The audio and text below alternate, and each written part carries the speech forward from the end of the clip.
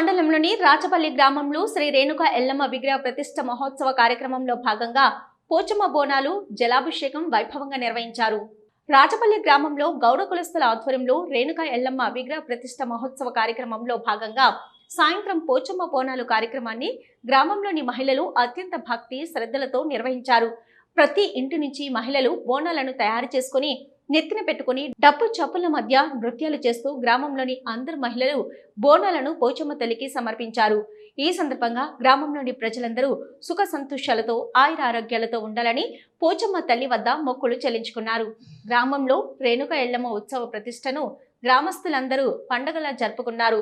సోమవారం ఉత్సవాలలో భాగంగా సాంప్రదాయమైన దుస్తులను ధరించి బిందెలకు పూలమాల వేసి జలంతో నింపిన బిందెలను భక్తి శ్రద్ధలతో తీసుకొనొచ్చి అభిషేకం చేశారు.